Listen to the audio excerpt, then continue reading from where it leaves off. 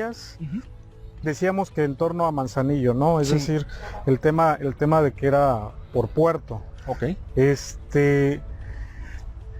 Acapulco tiene una traza urbana que, corrígeme si estoy mal, el tema de Fray Nicolás de Obando. Ok.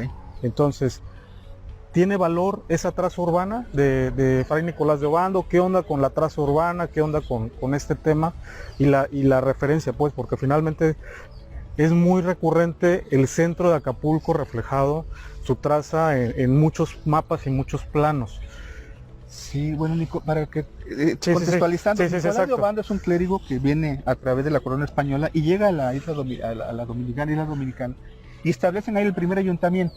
Ok, Entonces, el primer ayuntamiento se establece en base a un orden de espacio en lo que es la plaza. O sea, se establece una plaza principal que era el punto central donde se desarrollaban todas las actividades de la comunidad. Entonces, ok. ahí la plaza principal tenía que estar. Recuérdate que los españoles conquistaron a los mexicanos, a los pueblos prehispánicos, por dos argumentos fundamentales. Uno era la fuerza militar y el otro era la fuerza de la religión. Así es. Entonces se establecía la plaza donde se hacían los eventos eclesiásticos y militares, por lo tanto tenía que estar una iglesia, el edificio donde estaba la sede de gobierno o la casa del gobernador, Y el fortificado, ¿no? y el comercio. Sí. El comercio. Entonces esa era la logística. Pero aparte es una plaza frente al mar.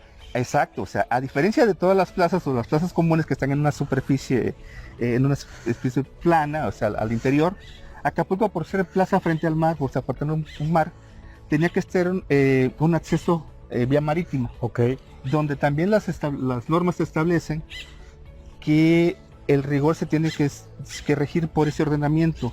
Por decirte que las iglesias tienen que estar ubicadas al frente del mar. sí. ¿Por qué?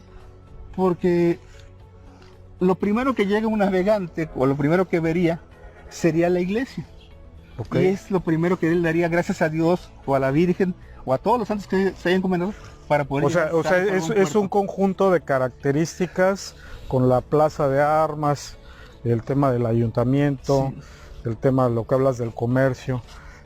Hay más con estas características en Latinoamérica, en el mundo, en Europa, o sea, ¿hay más? Sí, existen O sea, algunas plazas, ¿no? Y similares, pero te digo, en el caso de México es muy particular el caso de Acapulco. Ok, es decir, en México pareciera ser de las más emblemáticas. Es lo más y todavía tenemos la fortuna de conservar la plaza original. La Que es traza muy original está Sí. conservada. En Ok, su mayor parte está conservada, que Ok. eso nos da un valor realmente muy relevante para poder ser considerado como patrimonio urbano. órale, está padre eso. Sí. A ver, entonces tenemos una traza que en su mayoría está conservada, Ujú. que tiene elementos tangibles como el Fuerte de San Diego, Claro. tenemos la iglesia, el Zócalo, tenemos una serie de elementos que pueden ser considerados como parte de este valor histórico, ¿no? Claro, o sea, mira, en la traza que tenemos del centro histórico, hablando de la primera conformación de la ciudad, se remonta a la época del hipódamo de Mileto, o sea, es una traza hipodámica, es Ok. una traza de damero, donde se seccionan por manzanas. Ok, En el caso de las ciudades cálidas, como el caso de Acapulco, tenías que orientar las casas, tenían que ser angostas para taparse el sol. ok, sí. Entonces, Sí, o sea, era un tema netamente bioclimático a la respuesta de Así esa es. traza, ¿no? así es, y también el acondicionamiento que hacían las construcciones alrededor. Órale, La característica de Acapulco data de hace 500 años. O sea, los portales Ujú. se establecieron por norma para proteger a la gente del sol y de la lluvia. A ver, vamos a hablar de los portales un poquito. Los portales, estamos hablando, por ejemplo, el tema del edificio Oviedo. El edificio Vida sigue esa norma, que es un edificio de la época del siglo XX para acá, ¿no? O sea, después del Ok, 49. ok. ¿Qué más tendríamos así reflejado de manera tangible si habláramos de los portales? ¿Tú qué opinas? O sea, la casa Alsuyeta.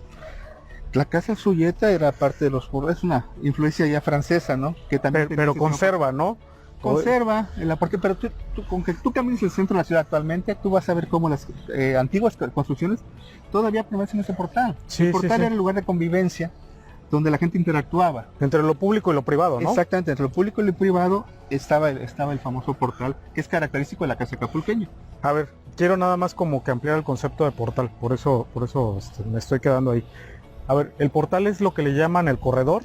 El corredor, Ok, va. donde tienes las hamacas, donde tienes la silla Acapulco, donde tienes todo ese espacio que te vincula con la calle. Sí, a ver, ahorita vamos a platicar de la vivienda y la tipología porque es bien interesante ese tema. Quiero volverme a concentrar en el tema de la traza, de este valor, de la toponimia y todo este rollo. A ver, ¿qué pasa en Acapulco?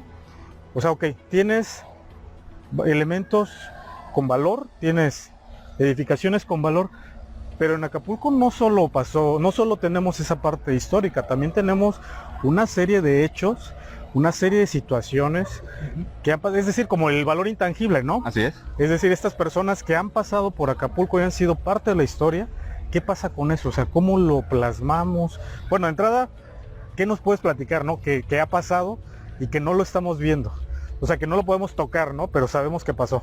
Mira, es un poco complicado, pero también es apasionante.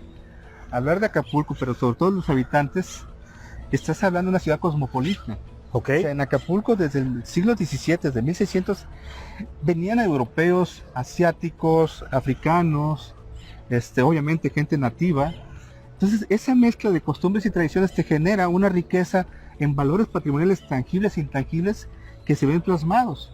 O sea, aquí nosotros podemos conversar, la gente de Acapulco, y estamos platicando de nuestros ancestros, que pueden ser filipinos, que pueden ser africanos, que por nuestra forma de la piel, incluso nuestras maneras de expresarnos, se han ido transcribiendo de generación en generación, se transmiten.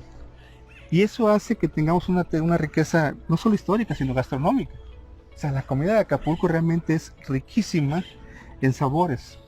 Ok. Colores y sabores, como dicen, ¿no? Es decir, porque llegó por el puerto mucho de las mezclas de las especies y eso nos permitió, pues de entrada quiero pensar desde el propio ceviche. Me atrevo a decir, corrígeme si estoy equivocado, el tema del mole, quizá. Bueno, lo que pasa es que nosotros presumimos de muchas cosas, ¿no? Presumimos de que no hay nada más mexicano que comer un mole. Claro.